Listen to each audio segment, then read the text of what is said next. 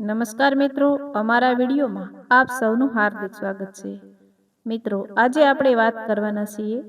પાયલને પૂરો વિશ્વાસ હતો કે ગુજરાત પોલીસ તેને ક્યારેય લંડન સુધી શોધી નહીં શકે, કારણ કે ગુજરાતથી હજારો કિલોમીટર દૂર બેઠેલી પાયલે પોતાની ઓળખ, મોબાઈલ નંબર, બેંક ખાતા અને રહેવાનું સરનામું બધું જ બદલી નાખ્યું હતું.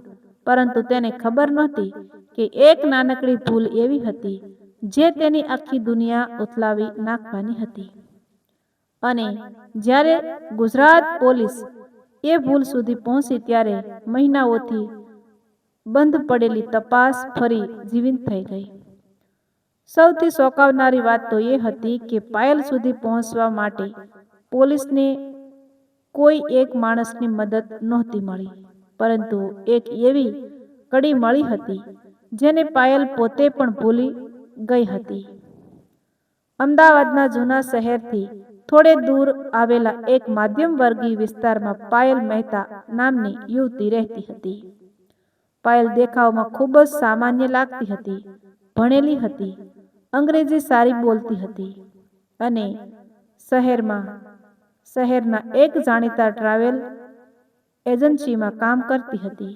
તેના પિતા હસમુખભાઈ નિવૃત્ત શિક્ષક હતા અને માતા શારદાબેન ઘર સંભાળતા હતા. પાયલનું જીવન બહારથી એકદમ સામાન્ય લાગતું હતું, પરંતુ અંદરથી તે ખૂબ જ ગણતરીવાળી અને મહત્વાકાંક્ષી યુવતી હતી.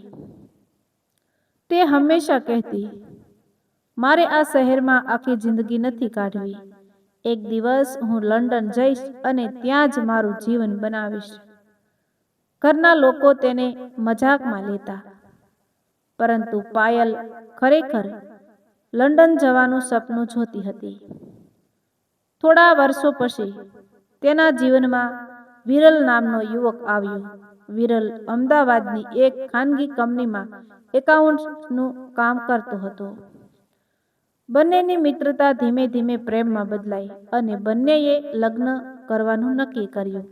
પરંતુ લગ્ન પહેલા જ એક ઘટના બની જેણે પાયલનું આખું જીવન બદલી નાખ્યું.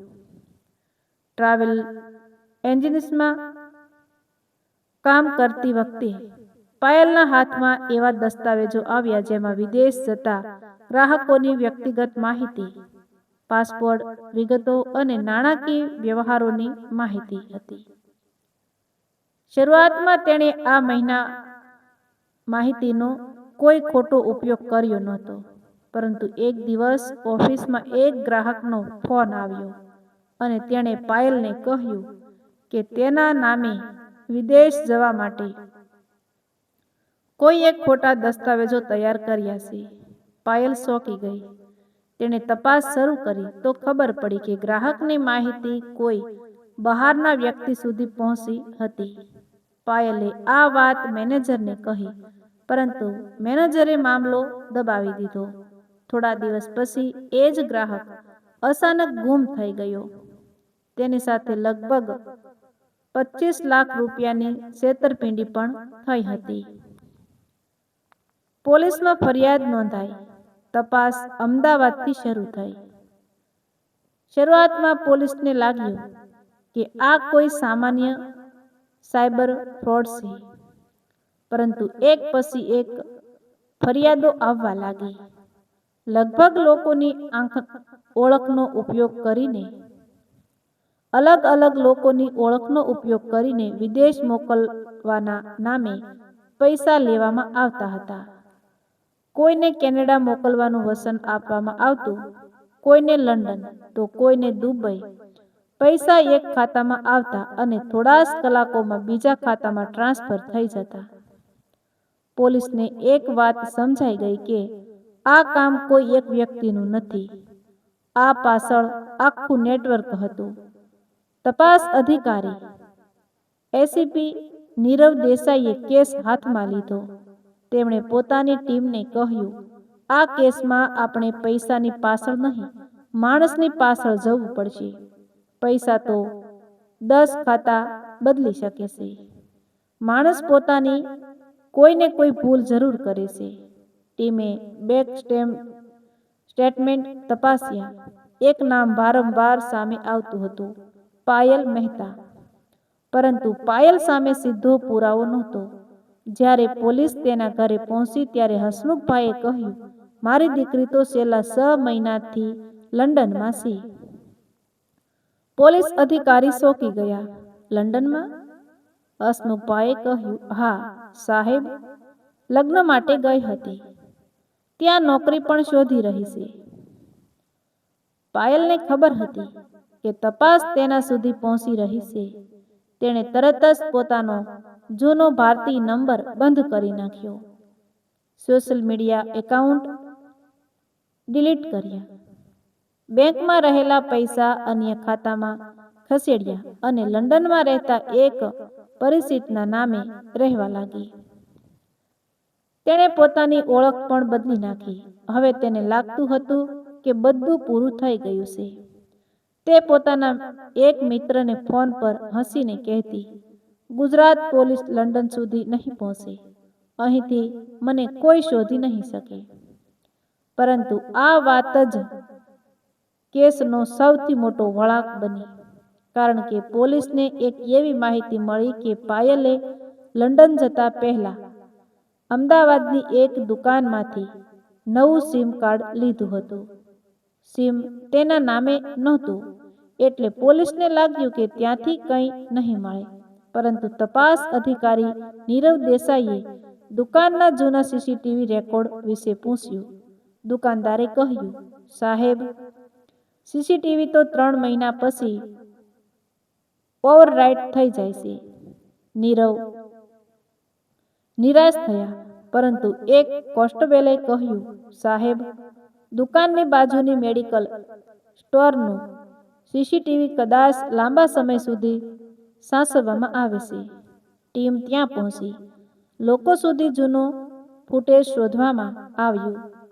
આખરે એક નાનકડા ક્લિપમાં પાયલ દેસાઈ, તેના હાથમાં એક ખાસ પ્રકારની લાલ રંગની ફાઇલ હતી. સામાન્ય માણસ માટે આ ફાઇલનું કોઈ મહત્વ નહોતું, પરંતુ પોલીસ માટે હતું.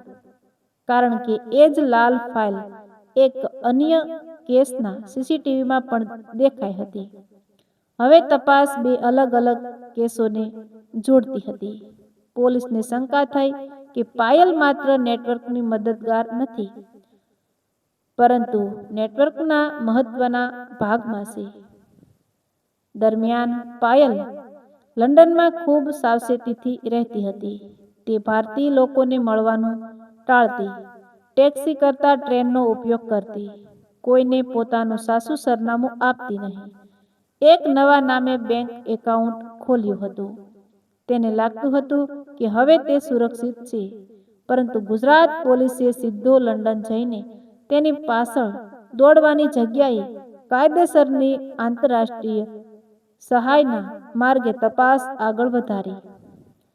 આવા કેસોમાં ભારત તરફથી આંતરરાષ્ટ્રીય પોલીસ સહકાર માટે સીબીઆઈ મારફતે ચેનલનો ઉપયોગ થાય છે.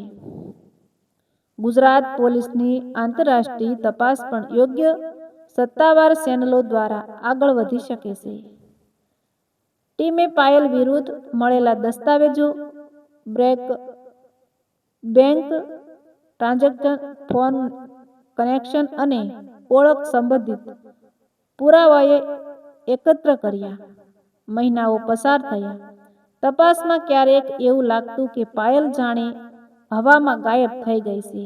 એક વખત તેની સંભવિત લોકેશન મળી, પરંતુ ત્યાં પહોંચતા પહેલા જ તે જગ્યા બદલી ચૂકી હતી.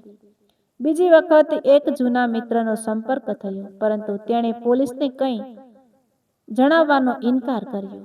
ત્રીજી વખત એક બેંક ટ્રાન્ઝેક્શન મળ્યું, પણ ખાતું નકલી ઓળખથી ખોલવામાં આવ્યું હતું. ટીમ થાકી ગઈ હતી. નીરવ દેસાઈએ એક રાત્રે ઓફિસમાં બધા દસ્તાવેજો ટેબલ પર ફેલાવી દીધા.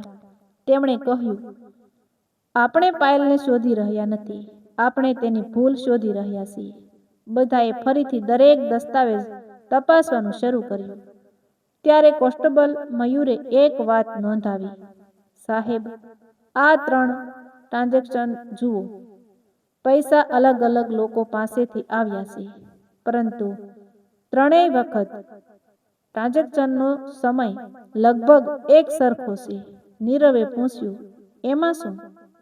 મયુર બોલ્યો, કોઈ માણસ 3 અલગ જગ્યાએથી પૈસા લે અને દર વખતે એ જ સમયે આગળ ટ્રાન્સફર કરે તો કદાચ પાછળ કોઈ ઓટોમેટિક વ્યવસ્થા હશે. તપાસ વધુ ઊંડી ગઈ. થોડા દિવસ પછી એક ડિજિટલ કડી મળી. પાયલે લંડનમાં રહેતા એક વ્યક્તિને પૈસા મોકલ્યા હતા. તે વ્યક્તિનું નામ કેસમાં પહેલા ક્યારેય આવ્યું નહોતું.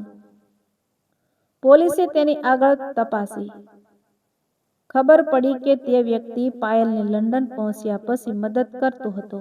હવે પોલીસને એક નવી દિશા મળી. આ વ્યક્તિ સુધી પહોંચતા ખબર પડી કે પાયલ લંડનમાં એક નાનકડા ફ્લેટમાં રહેતી હતી, પરંતુ થોડા અઠવાડિયા પહેલા ત્યાંથી પણ જતી રહી હતી. ફરી હાથમાંથી નીકળી ગઈ. અધિકારીએ કહ્યું. ટીમમાં નિરાશા ફેલાઈ. મહિનાઓની મહેનત છતાં પાયલ હાથમાં આવતી નહોતી. બીજી તરફ પાયલને લાગતું હતું કે તે જીતી ગઈ છે. એક સાંજે તે લંડનની એક કેફેમાં બેઠી હતી. સામે ગરમ કોફી હતી અને મોબાઈલમાં તેણે પોતાના પિતાનો મેસેજ જોયો. બેટા, તું ક્યારે ઘરે આવશે? પાયલે મેસેજ વાંચ્યો અને ફોન બંધ કરી દીધો. તેને પોતાના જૂના જીવનની કોઈ સંબંધ રાખવો નહોતો. પરંતુ એ સમયે કેફેની બહાર એક વ્યક્તિ તેની રાહ જોઈ રહ્યો હતો. પાયલને ખબર નહોતી કે આ વ્યક્તિ પોલીસ માટે મહત્વનો સાક્ષી બનવાનો હતો. આ વ્યક્તિ હતો રોહિત. રોહિતને પાયલે પોતાના નેટવર્ક માટે એક વખત પૈસા મોકલ્યા હતા. થોડા સમય પછી રોહિત કોઈ બીજા કેસમાં મુશ્કેલીમાં આવ્યો અને તેણે પોતાના બચાવ માટે પોલીસને માહિતી આપવાની તૈયારી બનાવી. તેણે જણાવ્યું કે પાયલ ક્યારેય પોતાનો મોબાઈલ વાપરતી નહોતી. તે જાહેર વાઈફાઈ અથવા અન્ય લોકોના ફોનનો ઉપયોગ કરતી. પરંતુ એક વસ્તુ તે ક્યારેય છોડતી નહોતી. દર રવિવારે તે પોતાના પિતાને વિડીયો કોલ કરતી. પોલીસને આ માહિતી મળતા જ આખી તપાસની દિશા બદલાઈ ગઈ. પરંતુ કોઈનો ખાનગી સંપર્ક ગેરકાયદેસર રીતે મેળવવાને બદલે સત્તાવાર કાયદેસર પ્રક્રિયા હેઠળ સંબંધિત માહિતી મેળવવાની કામગીરી શરૂ થઈ. થોડા દિવસ પછી અધિકારીઓને ખબર પડી કે પાયલ દર રવિવારે એક જ વિસ્તારમાંથી પોતાના પરિવાર સાથે વાત કરતી હતી. એ વિસ્તાર લંડનના બીજા છેડે હતો. પોલીસને હવે ચોક્કસ ખબર નહોતી કે તે ક્યાં રહે છે, પણ તેની ગતિનો એક પેટર્ન મળી ગયો હતો. અને પેટર્ન ઘણી વખત માણસ કરતાં વધારે સાચું બોલે છે. ગુજરાતમાં બેઠેલી ટીમ અને લંડનની સંબંધિત એજન્સીઓ વચ્ચે સંકલન વધ્યું. પાયલને હજુ પણ કોઈ શંકા નહોતી. એક રવિવારે તે ફરી એ જ વિસ્તારમાં પહોંચી, પરંતુ તે દિવસે કંઈક અલગ હતું. રોહિતે તેને દૂરથી જોઈ અને તરત જ જાણ કરી. હવે તપાસકર્તાઓએ તેના સુધી પહોંચવા માટે કાયદેસર પ્રક્રિયા શરૂ કરી. થોડા સમય પછી પાયલને પહેલી વાર સમજાયું કે કદાચ તેની પાછળ કોઈ છે. તે ઝડપથી રસ્તો બદલીને સ્ટેશન તરફ દોડી.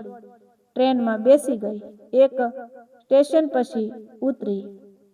ટેક્સી લીધી. આખી રાત શહેરમાં ફરતી રહી. અંતે એક મિત્રના ફ્લેટમાં પહોંચી. તેણે મિત્રને કહ્યું, મને લાગે છે પોલીસ મારી પાછળ છે. મિત્રએ પૂછ્યું, ભારતની પોલીસ? પાયલ હસીને બોલી, હા, પણ તેઓ અહીં સુધી કેવી રીતે આવી શકે? તેને ખબર નહોતી કે આ વખતે પ્રશ્ન કેવી રીતે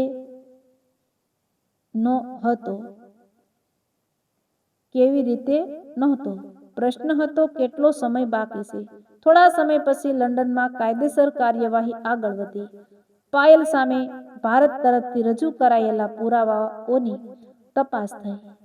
ગુજરાત પોલીસ માટે સૌથી મુશ્કેલ બાબત માત્ર પાયલને શોધવી નહોતી, પરંતુ કેસને એટલો મજબૂત બનાવવો હતો કે આંતરરાષ્ટ્રીય કાનૂની પ્રક્રિયામાં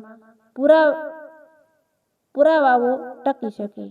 ગુજરાત પોલીસે મહિનાઓ સુધી દસ્તાવેજો તૈયાર કર્યા. બેંક ટ્રાન્ઝેક્શનની કડીઓ, સાક્ષીઓના નિવેદનો, ડિજિટલ પુરાવા અને તેની ઓળખ સાથે જોડાયેલા દસ્તાવેજો એક પછી એક ગોઠવાયા. હકીકતમાં વિદેશમાં કોઈ આરોપી સામે કાર્યવાહી માત્ર તે આ વ્યક્તિ છે એટલા પુરાવાથી નથી થતી.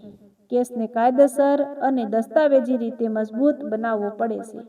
ગુજરાત પોલીસ અને ભારતીય એજન્સીઓએ આવા આંતરરાષ્ટ્રીય કેસમાં અને અન્ય સત્તાવાર ચેનલો દ્વારા સહકાર મેળવ્યો છે. 2021માં ગુજરાત પોલીસની વિનંતી બાદ જામનગરના વોન્ટેડ આરોપી જયેશ રણપરિયાને લંડનમાં અટકાવવામાં આવ્યો હતો અને પછી તેના પ્રત્યાર્પણની ક્રિયા શરૂ થઈ હતી. આ વાસ્તવિક ઘટનાઓની પૃષ્ઠભૂમિ જેવી આંતરરાષ્ટ્રીય તપાસની પ્રક્રિયાથી પ્રેરિત અમારી આ વાર્તા સંપૂર્ણપણે કાલ્પનિક છે. થોડા દિવસ પછી પાયલને ખબર પડી કે હવે તે જ્યાં છે ત્યાંથી સરળતાથી બહાર નીકળી શકશે નહીં. તેણે પોતાના વકીલનો સંપર્ક કર્યો. વકીલે તેને કહ્યું, તમારે શાંતિ રાખવી પડશે. ભારતીય એજન્સીએ ગંભીર દસ્તાવેજો મોકલ્યા છે. પાયલના ચહેરા પરથી રંગ ઉડી ગયો. તેણે ધીમેથી પૂછ્યું, એટલા મહિના પછી પણ તેઓ મને શોધી શક્યા? વકીલે જવાબ આપ્યો, તમને લાગ્યું હતું કે તમે દેશ બદલી દેશો એટલે ભૂતકાળ પણ બદલાઈ ગયો. પરંતુ કાયદો સરહદથી અટકતો નથી. પાયલ ચૂપ રહી ગઈ. તેને સૌથી વધારે ડર એક વાતનો હતો, તેના પિતાનો સામનો કરવાનો. કારણ કે હસમુખભાઈએ હજુ પણ વિશ્વાસ હતો કે તેમની દીકરી માત્ર વિદેશમાં નોકરી કરવા ગઈ છે. જ્યારે તેમને આખી હકીકતનો અણસાર મળ્યો ત્યારે તેઓ તૂટી પડ્યા. તેમણે ફોન પર કહ્યું, બેટા, જો તું ખોટું કર્યું હોય તો પાછી આવ અને સજા ભોગવ, પણ ભાગતી નહીં. પાયલ લાંબા સમય સુધી કંઈ બોલી નહીં. પછી તેણે પહેલી વાર પોતાના પિતાને કહ્યું, પપ્પા, મને લાગતું હતું કે હું બધાથી આગળ નીકળી ગઈ છું. હસમુખભાઈએ કહ્યું, તું આગળ નહોતી નીકળી બેટા, તું ફક્ત સાચા રસ્તાથી દૂર ગઈ હતી. આ શબ્દો પાયલના મનમાં વાગ્યા. તપાસ હવે અંતિમ તબક્કામાં હતી. ગુજરાત પોલીસ માટે પણ આ કેસે ઘણું શીખવ્યું હતું. મહિનાઓ સુધી કોઈ પરિણામ ન મળ્યું હોવા છતાં ટીમે તપાસ બંધ કરી નહોતી. કારણ કે એક નાની કડી, એક સીસીટીવી ફૂટેજ, એક ટ્રાન્ઝેક્શન, એક ઓળખ, એક જૂનો સંપર્ક આખરે લંડન સુધી પહોંચી ગઈ હતી. જ્યારે પાયલને સત્તાવાર કાર્યવાહીનો સામનો કરવો પડ્યો ત્યારે તેને પોતાની સૌથી મોટી ભૂલ સમજાઈ. તે માનતી હતી કે પાસપોર્ટ બદલી નાખવાથી ઓળખ બદલાઈ જાય છે, મોબાઈલ નંબર બંધ કરવાથી સંપર્ક તૂટી જાય છે, દેશ બદલી નાખવાથી પોલીસની તપાસ અટકી જાય છે. પરંતુ તેણે એક વાત ભૂલી હતી, તેના દરેક પગલા પાછળ કોઈને કોઈ નિશાન રહી જાય છે. ક્યારેક એ નિશાન પૈસામાં હોય છે, ક્યારેક દસ્તાવેજોમાં, ક્યારેક ડિજિટલ દુનિયામાં અને ક્યારેક પોતાના જ નજીકના માણસની યાદમાં. અંતે ગુજરાતમાં કેસની ફાઇલ ફરી ખોલવામાં આવી. નીરવ દેસાઈએ આખી ટીમને બોલાવી અને કહ્યું, આ કેસની સૌથી મોટી જીત પાયલ મળી ગઈ એ નથી. સૌથી મોટી જીત એ છે કે આપણે સાબિત કર્યું કે તપાસની કોઈ સરહદ નથી. મયુર હસીને બોલ્યો, સાહેબ, શરૂઆતમાં તો લાગતું હતું કે પાયલ બહુ હોશિયાર છે. નીરવે કહ્યું, હોશિયાર માણસ ભૂલ ઓછી કરે છે, પરંતુ ગુનો કરનાર માણસ એક ભૂલ જરૂર કરે છે. થોડા દિવસ પછી હસમુખભાઈ પોલીસ સ્ટેશન આવ્યા. તેમની આંખોમાં આંસુ હતા. તેમણે નીરવ દેસાઈનો હાથ પકડીને કહ્યું, સાહેબ, દીકરીને સજા થાય કે કાયદો જે નિર્ણય કરે તે સ્વીકારીશ. પણ એક વાત કહું, તમે મારી દીકરીને શોધી કાઢી. હવે કદાચ તે પોતાને પણ શોધી શકશે. નીરવ દેસાઈ કંઈ બોલ્યા નહીં. બહાર વરસાદ પડી રહ્યો હતો. પોલીસ સ્ટેશનના દરવાજા પાસે ઊભેલા હસમુખભાઈ આકાશ તરફ જોઈ રહ્યા હતા. તેમની આંખોમાં દુઃખ હતું, પણ સાથે એક આશા પણ હતી. કારણ કે ક્યારેક માણસ પોતાના ગુનાથી દૂર ભાગે છે, પરંતુ પોતાના અંતરાત્માથી ક્યાંક ભાગી શકતો નથી. અને પાયલને પણ હવે સમજાઈ ગયું હતું કે લંડન સુધી પહોંચેલી ગુજરાત પોલીસ માત્ર તેને શોધવા નહોતી આવી, તે તેની પાછળ છુપાયેલા સત્ય સુધી પહોંચી હતી. મહિનાઓની મહેનત પછી જ્યારે આખી તપાસનું રહસ્ય ખુલ્યું, ત્યારે સૌથી મોટો સવાલ એ નહોતો કે પાયલ લંડન સુધી કેવી રીતે પહોંચી. સૌથી મોટો સવાલ હતો, પાયલને એવું કેમ લાગ્યું કે ગુજરાત પોલીસ ક્યારેય લંડન સુધી નહીં પહોંચે? જવાબ એક જ હતો, કારણ કે તેને લાગતું હતું કે સરહદો માણસને બસાવે છે, પરંતુ કાયદાની તપાસમાં સરહદો ઘણી વખત માત્ર અંતર હોય છે, અંતર નથી. અને એ જ અંતરે ગુજરાતથી લંડન સુધી એક એવી કડી બનાવી હતી જેને પાયલ મહિનાઓ સુધી તોડતી રહી, પરંતુ અંતે એ જ કડી તેને ફરી કાયદાની સામે ઊભી કરી ગઈ. આ વાર્તાનો સૌથી મોટો સંદેશ પણ એ જ છે. ગુનો કેટલો પણ મોટો હોય, માણસ કેટલો પણ દૂર ભાગે, પોતાની પાછળ છોડી ગયેલી એક નાની ભૂલ ક્યારેક આખી હકીકતનો દરવાજો ખોલી દેશે. તો મિત્રો, આવા જ નવા વિડીયો જોવા માટે અમારી ચેનલ લાઇક, શેર, સબસ્ક્રાઇબ કરી દેજો.